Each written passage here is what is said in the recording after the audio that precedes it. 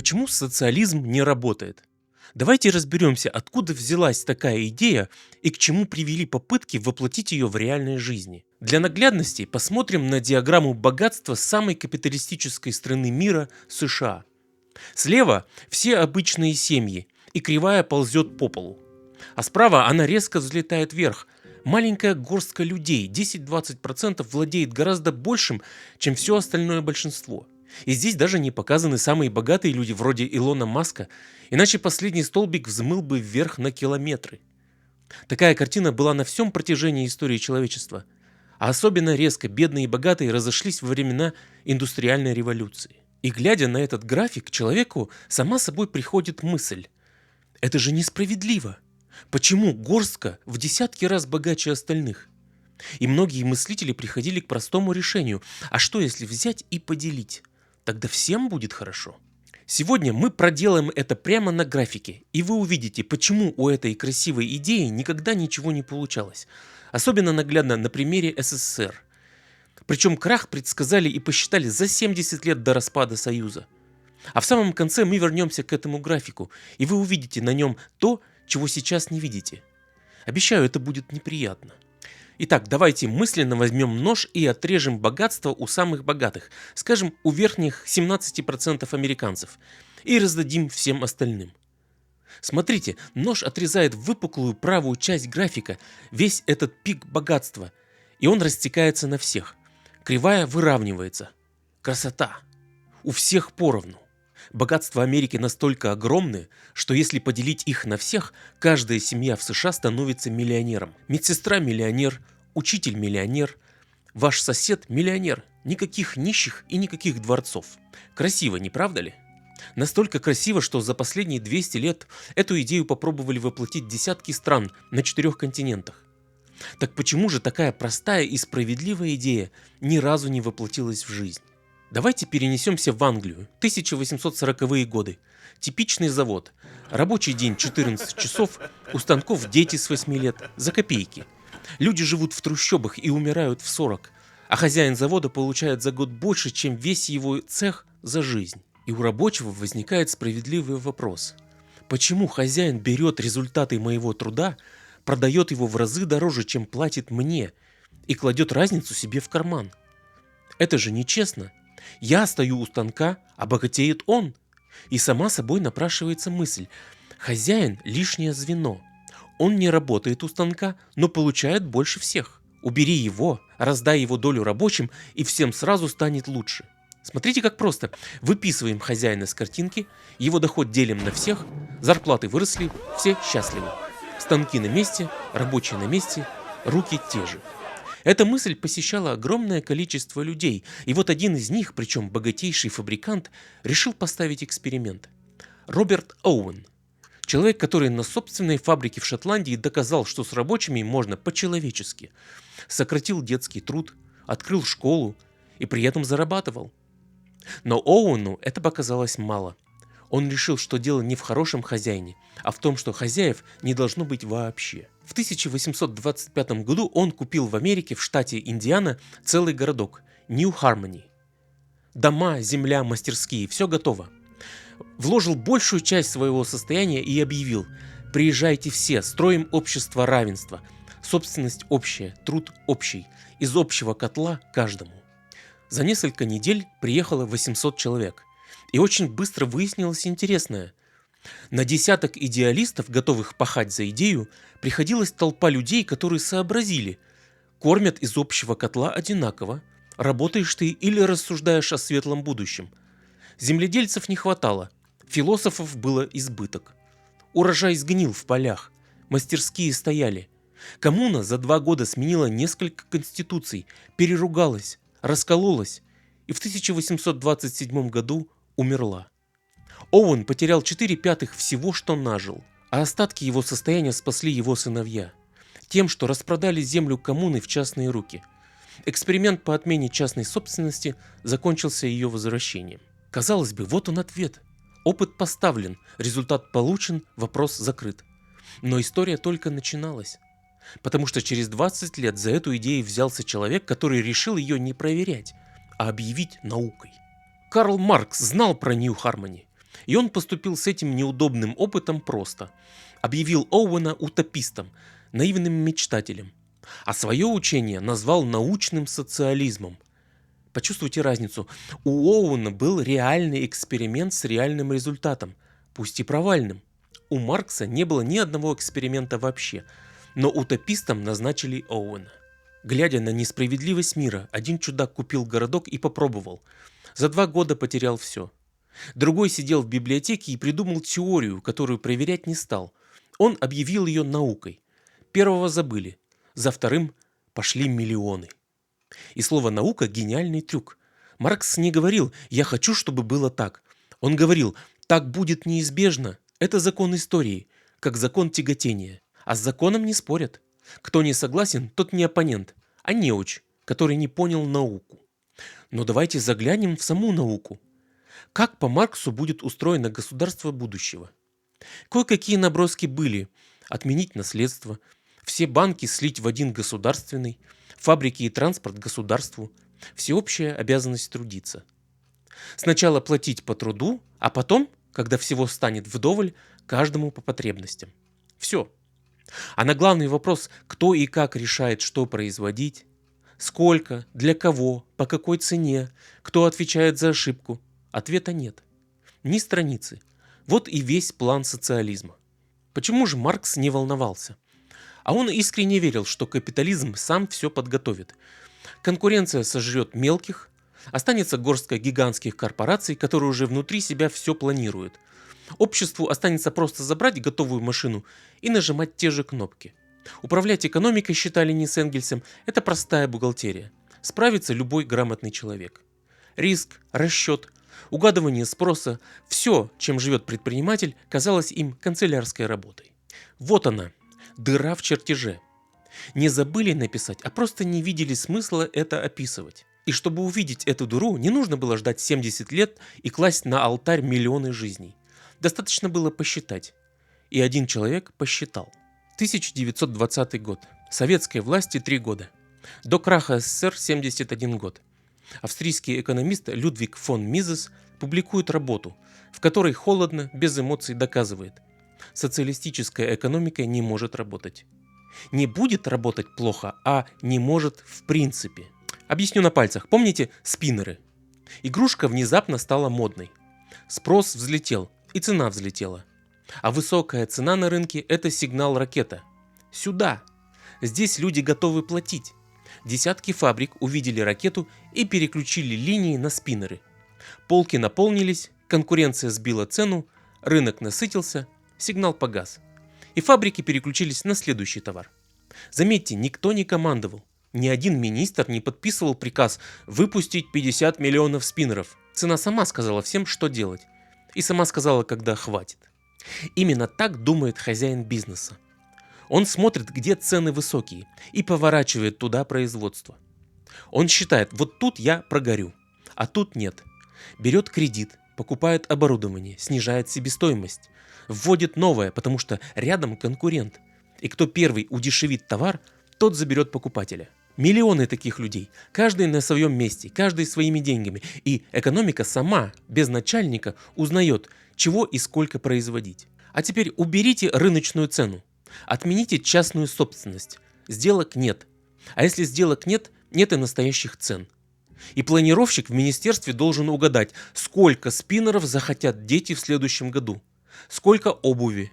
Какой. Угадал неправильно, склады завалены ненужным. А нужного нет нигде. Теперь умножьте спиннер на 20 миллионов наименований товаров. Планировщик не злой, он не глупый, он слепой. Он летит в тумане без приборов и уверенно докладывает курс. Олег Тиньков в своей книге вспоминает, как в конце 80-х покупал в южных республиках СССР товары, которые горе-планировщики распределяли всем поровну. Зачем махеровые шарфы в теплой республике, а джинсы и кроссовки в мусульманской? Местные их не брали, а в Сибири все это было нужно. Махеровый шарф в Ленинабаде стоил 35 рублей. В Кемерово уходил за 120-150. Джинсы покупал по 50, продавал по 200 за пару. Планировщику, в отличие от бизнесмена, было совершенно все равно, купит его товар или нет. Марксистские идеи в советской России дали сбой сразу же. Первые 3 года пробовали честно, по Марксу. Деньги отменяем, торговлю запрещаем, все по разнарядке. Это называлось военный коммунизм. И он обрушил страну в разруху и голод так быстро, что в 1921 году пришлось срочно изобретать то, чего у Маркса нет ни на одной странице. Госплан. Контору, которая будет решать за всех. Запомните, плановая экономика – это не воплощение идей Маркса. Это заплатка на дыру в его чертеже. Так на нашей картинке на место хозяина села новая фигурка. Чиновник с папкой «План». Функция вроде та же – решать, что производить. Но сравните этих двоих. Это ключ ко всему видео.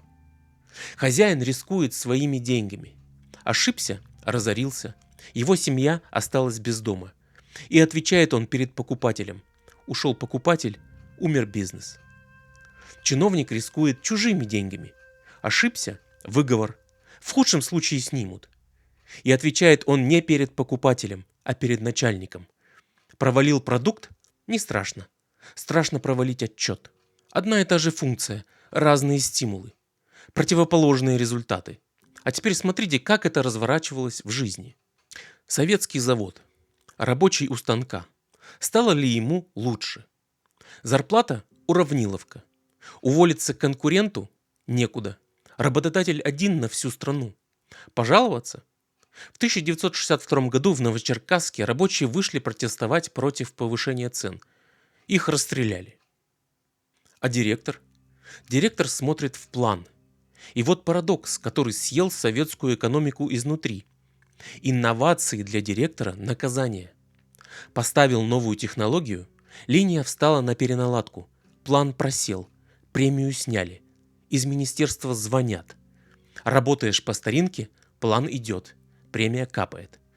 Поэтому в Советском Союзе ничего не менялось. Как начали выпускать, например, копейку, так и выпускали ее десятилетиями с минимальными изменениями. В 1965 году реформа Косыгина попробовала вставить в систему прибыль, и система ее отвергла, как чужой орган. Потому что прибыль требует настоящих цен, а настоящие цены требуют рынка. Круг замкнулся, все, что посчитал Мизес. Со стимулами же разобрались радикальнее. Помните нож на графике отрезать тех, кто справа? В России его опустили по-настоящему, только справа оказались не Ротшильды. Их в крестьянской стране почти не было. Справа оказался кулак, мужик с 2 коровами и наемным работником на сезон. Инженер, буржуазный спец, потенциальный вредитель. Формулировка была ликвидировать как класс. Самых умелых крестьян в вагоны и на север. И сразу после этого, в 1932-33 годах, страна, кормившая хлебом пол Европы, получила голод с миллионами погибших. Отрезали тех, кто умел выращивать. И выращивать стало некому. А потом тихое признание. Инженеров, которых вчера клеймили буржуями, стали нанимать обратно. И платить им больше, чем пролетариям. Конструкторам, летчикам, атомщикам, оклады, премии, пайки, квартиры. Космос и оборонка в СССР работали, потому что там платили. Внутри страны победившего социализма построили островки самых обычных денежных стимулов. Иначе не летала и не стреляла. Система молча признала. Функция, которую вычеркнули из картинки, никуда не делась. Ладно, скажет внимательный зритель, может, дело в Сталине, в войне, в перегибах? Может, без диктатуры, по-доброму, получилось бы? А это, кстати, можно проверить прямо сейчас, без всякой революции. Ни в одной капиталистической стране не запрещено открыть предприятие без хозяина. Соберитесь с коллегами, зарегистрируйте кооператив, все общее. Решение голосованием, прибыль поровну. Никто не помешает. Такие предприятия существуют больше 100 лет. И больше 100 лет они остаются нишей. Почему они не захватили экономику, если модель лучше? А вот почему. Конец года, прибыль на столе, и у коллектива выбор. Купить станок, который окупится через 7 лет, или поделить деньги сейчас. Голосуют почти всегда поделить. Потому что через 7 лет ты можешь здесь уже не работаешь, и твоя доля в этом станке достанется кому-то другому. У наемного человека горизонт короткий, чтобы в этом месяце, в этом году было нормально. И это не порок, это нормальная человеческая логика. А хозяин думает десятилетиями, потому что завод его. И через 20 лет им будет владеть он или его дети. Он сегодня откажется от прибыли, влезет в кредит, поставить станок, чтобы через 10 лет обойти конкурента. Собственность – это машина длинного горизонта. Госплан, кстати, так и работал, пятилетками. 5 лет – потолок чиновника, у которого впереди отчет. У предпринимателя впереди жизнь. Может, тогда не повезло только русским? Пробовали и другие руки. Китайские, большой скачок Мао, десятки миллионов умерших от голода. Корейские, одну нацию разрезали пополам. Юг с рынком светится ночью из космоса. Север без рынка – черное пятно. Кубинские, камбоджийские, эфиопские. Разные континенты, разные культуры, разные вожди. Результат один – дефицит, очереди и стена, чтобы люди не разбежались. Обратите внимание, из капитализма в социализм не бежал никто. Заборы всегда строили с одной стороны. Выжили только те, кто сдался. Китай в 1978 году вернул частный бизнес. И за одно поколение вытащил из нищеты сотни миллионов. Вьетнам в 1986 сделал то же самое. А Швеция, про которую вам обязательно напишут в комментариях, не социализм. Фабрики и компании там частные. Это капитализм с высокими налогами. Где сытно, там всегда найдется рынок. Десятки стран, 100 лет, сотни миллионов участников, ни одного успеха. Это не невезение, это результат эксперимента. Я обещал вернуться к графику из начала. Вот он. Вот черта, которую мы с вами провели. Отрезать у верхних 17%, раздать всем, каждая семья миллионер. Помните, как легко рука провела эту черту? Так давайте посмотрим, где она проходит. Отрезать верхние 17% – это отрезать каждую шестую семью в стране. Наведем камеру на черту, и кто там? Не яхта, не дворец. Пара под 60. Дом, который они выплачивали 30 лет, и пенсионные накопления. Учительница, купившая домик в 90-е. Его цена выросла, и теперь она богатая. И дальше по списку. Врачи, инженеры, программисты, опытные строители, пилоты. Люди, без которых экономика просто не работает. Именно они зарабатывают выше среднего. И именно по ним проходит черта. Вы приговорили не бездельников с яхтами. Вы вырезали из страны ее самые умелые руки и головы. И вы в хорошей компании. 100 лет назад точно такое же движение сделала целая страна. Там на черте оказался мужик с 2 коровами. И главное, все эти богатства теряют свою стоимость в тот момент, когда вы начинаете их делить. Потому что стоимость – это не только кирпичи и станки. В цену любого актива вшита гарантия. Это твое навсегда. И государство, законы, суды это защищают. Никто не купит квартиру, если нет уверенности, что она останется у тебя. Никто не вложится в завод, который завтра могут переделить еще раз. Заводы, самолеты, пароходы, дома, акции – все это стоит миллионы, пока собственность священна и превращается в груды железа и бетона в ту самую секунду, когда вы объявили «отбираем и делим». Вы зарезали корову, которая давала молоко. Мяса хватило на 1 раз. Осталась последняя ложь, самая красивая. Кто был ничем, тот станет всем. Не стал. Всем стал новый класс, номенклатура, чиновник с чужими деньгами, спецпайком и госдачей. Убрали хозяина, который отвечал перед покупателем. Получили хозяина, который не отвечал ни перед кем. Рынок работает не потому, что капиталист хороший. Он бывает жадный, циничный, неприятный. Рынок работает потому, что этот жадный человек рискует своими деньгами и зависит от вашего решения – купить у него или у соседа. Уберите любое из двух – его риск или ваш выбор. И никакая идея, никакая наука, никакой честный вождь не спасут.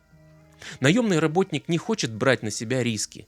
Он хочет отработать с 8 до 5 и забыть о работе, как только выйдет за проходную. А предприниматель живет своим делом 24/7. И именно такие люди двигают экономику и прогресс. Социалистическое же планирование не сработало ни разу. Проверено. Десятки раз. Ценой миллионов жизней. А теперь вопрос, который не дает мне покоя. Мы весь ролик говорили о теории. Но кем были люди, которые ее создали и понесли миллионам? Чем они занимались в жизни? Откуда брали деньги? Что у них получалось до того, как они взялись учить человечество экономике? Я посмотрел их биографии и, честно говоря, не знал, смеяться или плакать. Расскажу в следующем ролике. Подписывайтесь, не пропустите.